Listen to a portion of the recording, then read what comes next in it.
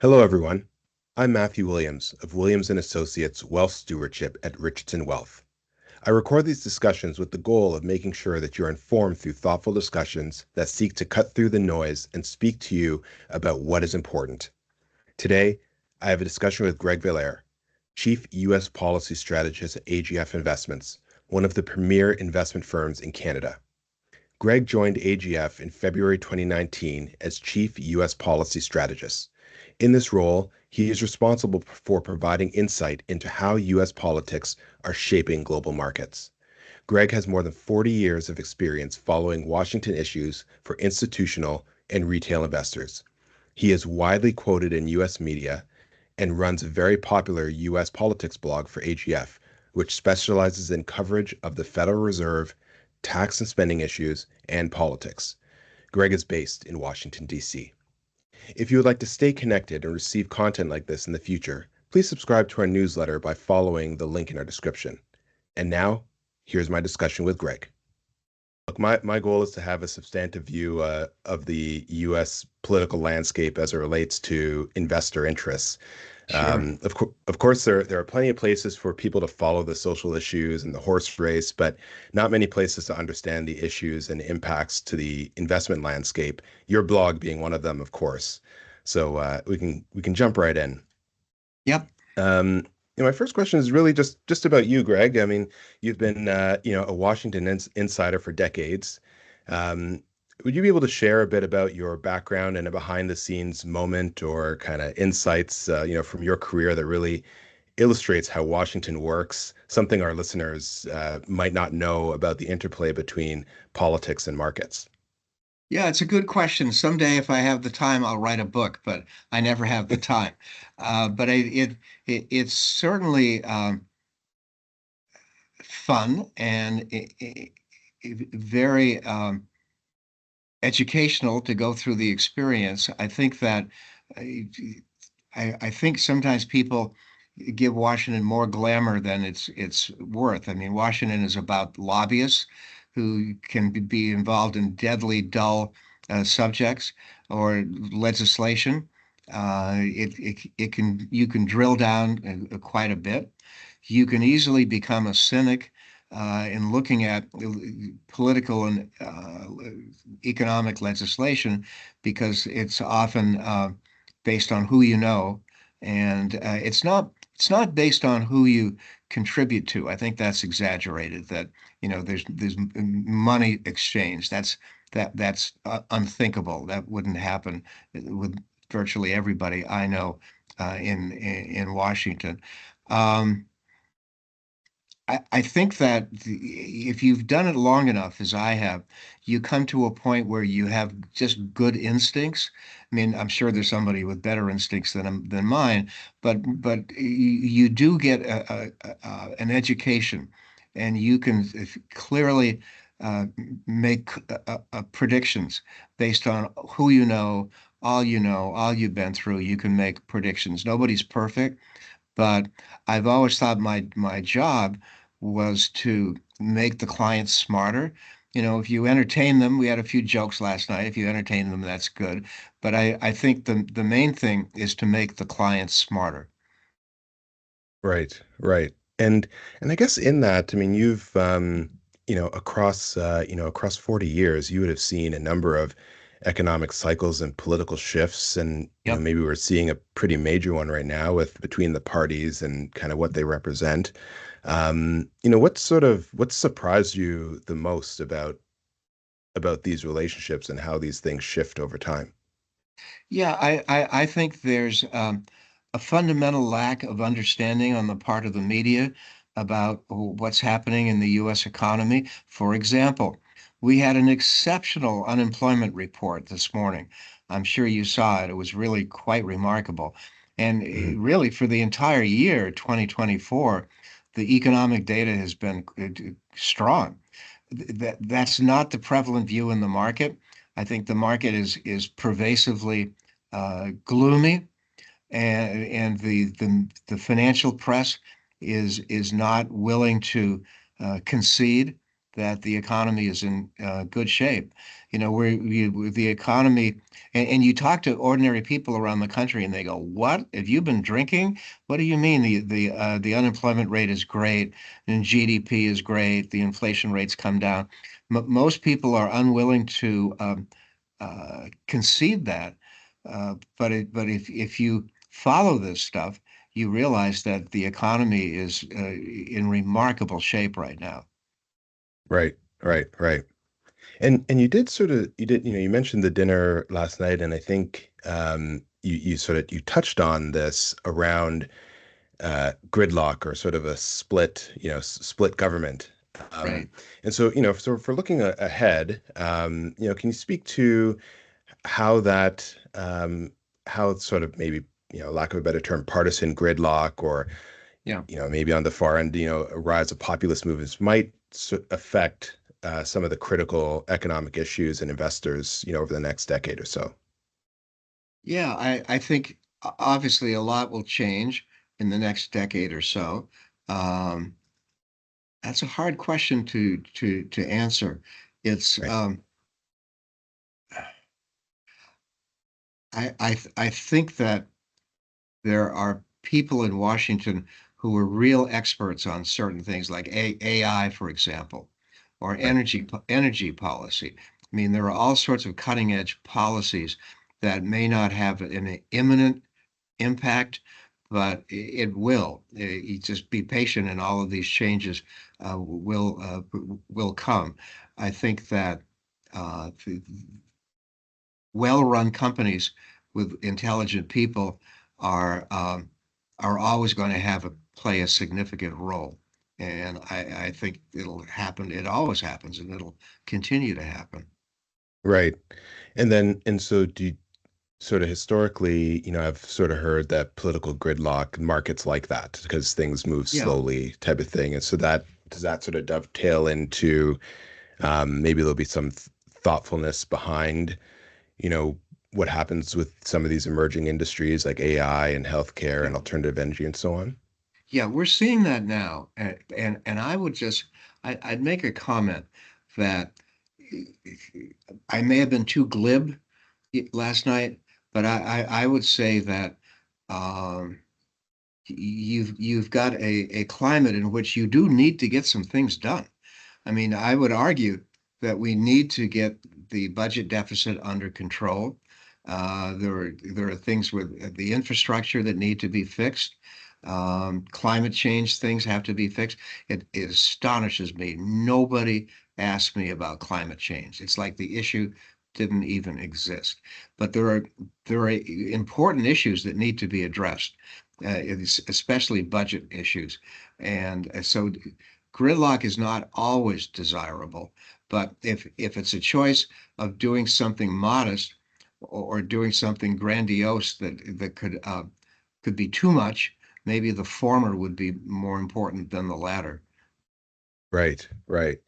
And then, I think, as we, there's a number of people who might be watching this who are sort of in the tech kind of ecosystem startup space. Yeah. And what do you sort of think the implications are of this election with respect to M&A activity and, supporting of that or re-energizing that space?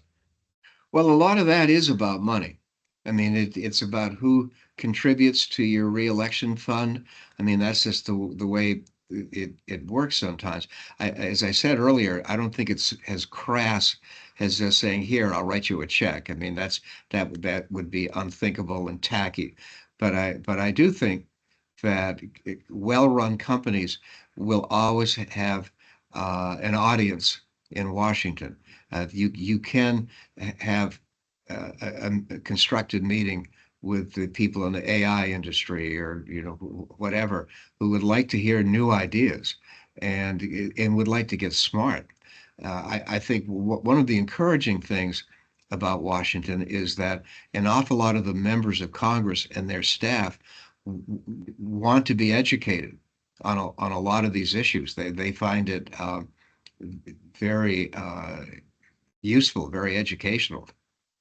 Right, right. Yes. And I guess it'll be with respect to that, it'll be quite interesting. I recall back to the hearings about social media and the sort of talk about how the politicians didn't sort of understand the space, and I suspect that that is probably changing as they get more familiar with technology and so on and so forth. Yeah, I think so. Absolutely. I mean, there are Right. many members of Congress who are indifferent to these ideas. They would rather spend time on constituent issues or whatever. But I'd say there's a decent percentage of members of Congress and their staff that want to get smarter on technology, no question about it. Right. Right. Right. And so now I guess coming back to you know, just our two countries, Canada and the US. And so, for people who have sort of cross-border arrangements, with the US, whether that's, through their business or properties, what are some policy impacts that you're seeing, or you might expect, or might be unexpected from some people, that could impact some of these, whether that's taxation, real estate, trade, labor Yeah. laws? Yeah. Well, I'd say the number one issue between the U.S. and Canada is Canada's unwillingness to contribute uh, more to NATO. It's been a contentious issue between Trudeau and Biden, and not to mention Trump. And I think the U.S. feels that Canada is a wealthy country and should be willing to spend more on things like Ukraine. But there are many issues that are debatable, but I'd say that's probably number one. There's always an ongoing debate on what the percentage of autos made in Canada, what percentage are made in Canada, which percentage has parts that are made in the U.S. That's also an issue. And we're now gearing up and I got to write about this, but we're now gearing up for a new NAFTA. I think we'll take the old one apart and try to streamline it, make it more adaptable to change. And that is a story that the lobbyists are very interested in. There's high stakes in that debate. Right. And so when you say that, you mean, so because then there under the Trump administration, there was all that fighting over USMCA, and so you're Yep. saying that there's going to be a revisit of that likely over the next few years. Yeah, absolutely. It's not imminent, but I think both countries want to make some changes, and I think we'll get it. I do worry uh, that if it's Trump or Harris, that both of them are protectionists. They are. I wouldn't say they're free traders at all. Certainly, Trump is not. It does not believe in free trade, and I think that is going to complicate things between the two countries. Right, right, right. And so that actually, sort of moves us, into my question really about the election. And so, Yeah. you know, it's you sort of see betting markets. It's basically tied. Polls are basically tied. I Yeah. guess there's some unique items, within the polls. But how would you sort of frame the spectrum of potential economic and policy outcomes after this election? Any potential surprises or sleeper issues that investors should be prepared for, regardless of who wins? Wow, I could spend a lot of time on that question. There certainly is going to be fallout from the election, and the lobbyists will take another look at the Keystone Pipeline, on energy drilling, energy permitting. That will be high on the list. There will certainly be a strong focus on immigration from Canada to the U.S. It's not just into the U.S. I think that there's going to be a focus on uh, people who come into your country, into Canada from New Hampshire and Vermont and Maine and New York State. I think you'll see a lot there. But these things will move slowly. And one of the points I made in my remarks last night is that Congress does move very, very slowly. It's just the way it's the nature of the beast. I Right. mean, we can do things quickly if there's a need for triage, but on most legislation, it's going to be a slow slog. Right. And then there was some discussion as well around, if it ends up being really close, on election night, that we might not know the actual result of, Yep, who wins for maybe a couple days, and yep. there's kind of this spiraling risk where it remains sort of undetermined going into the winter, even into the new year. How should people think of that? Is that sort of just kind of a far out thought type of thing, or is that really a front and center risk from that perspective? I think there's a risk, and that is it could inflame the cynicism among the U.S. voters even more, and the cynicism is already considerable. So I think that people would want to get some transparency on just what might come after the election. So to me, it's shaping up as a potentially volatile period for the markets between election day, November 5, and let's say Christmas or New Year's or whatever, before we find out who actually won. And I think it's going to be an agonizing process to determine who actually won. There could be lawsuits, there could be lots of recounts, lots of allegations of voter fraud, things like that. So it could be messy. And we've had an election like that recently, and I think we could see it again. So I would say the things will move slowly. Right. Yeah. Yeah. No. No. Fair enough. And you know, uh, sort of my last question. So on your blog, what's sort of the most unexpected or counterintuitive insight that you've had to convey to people recently, or maybe a sneak preview that you might be thinking about writing about? Yeah, there's a lot. I'll give you one example, and that is I firmly believe that immigration is a positive story. We need more labor in the U.S. Some of the politicians like Trump say, "Oh, we need more jobs." No, we need more workers. We definitely need more workers. Go to California or Texas or Florida. There's an acute shortage of labor. And I point that out. Some people disagree, but I feel strongly that we need more workers rather than less. Um, and another thing that I find surprising, and I'm swimming upstream on this one, is climate change. It's astonished me in the last several months. Climate change has vanished as an issue. Nobody talks about it anymore. Right. You look at ocean temperatures, the oceans are boiling, and that provides the fuel for hurricanes.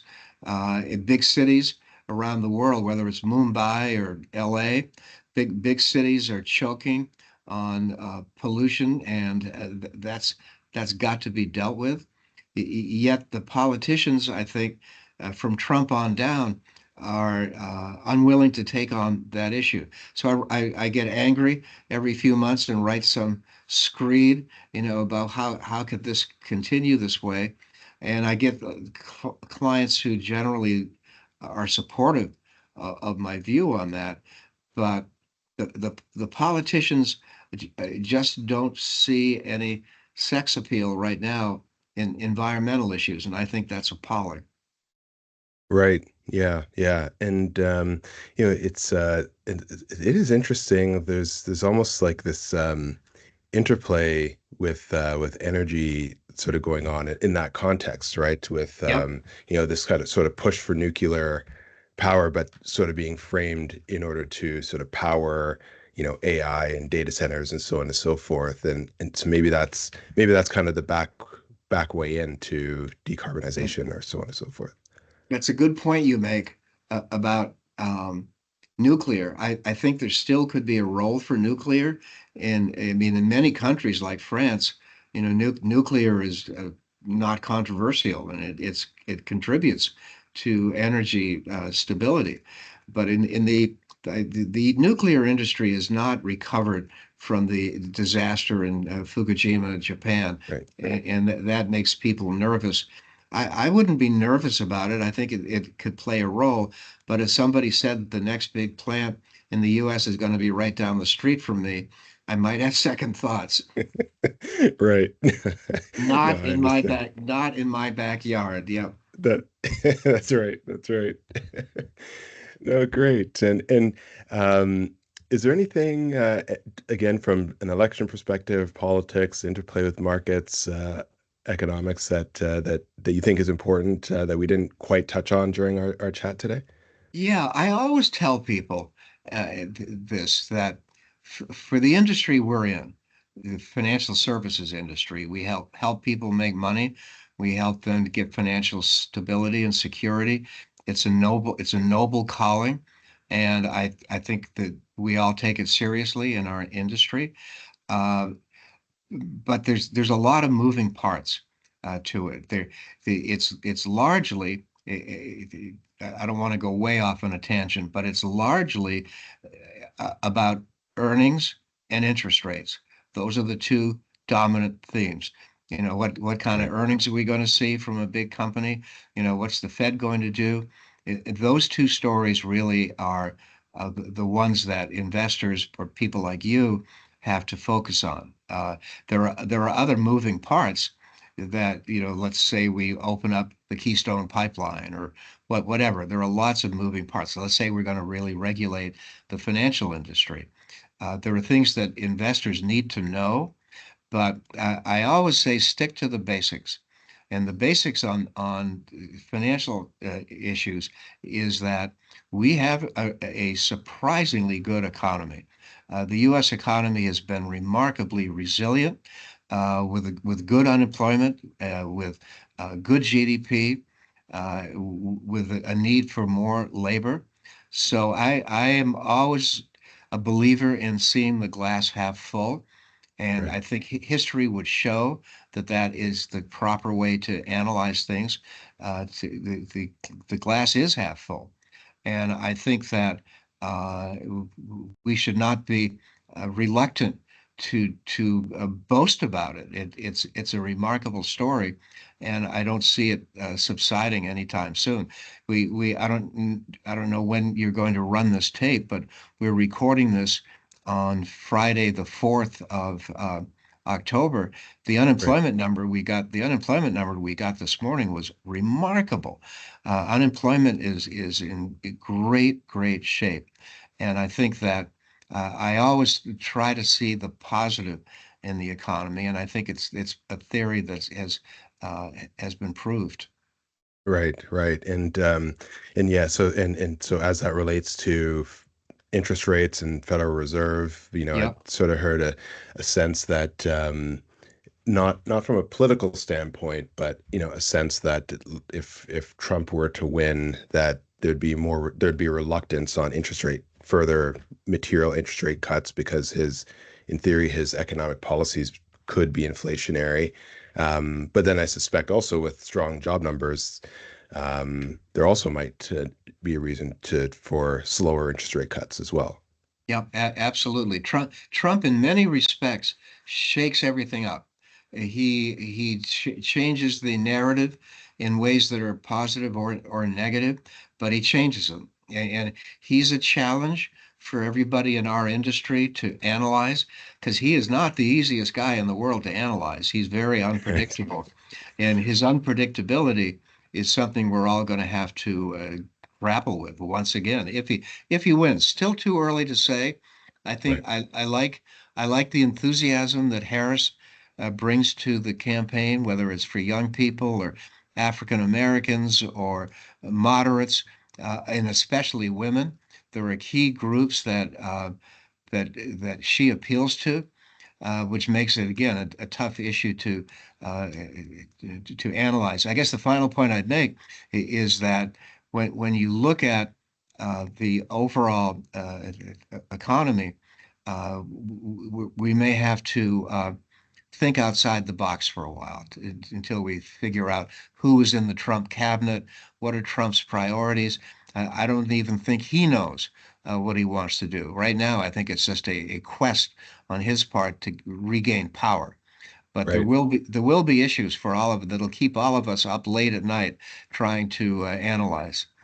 Yes, yes. I remember the Trump years, good or bad, but the looking up, waking up each morning and turning to Twitter to see sort of what was recently announced. That Yeah. that was an Yep. interesting game Yep. for sure.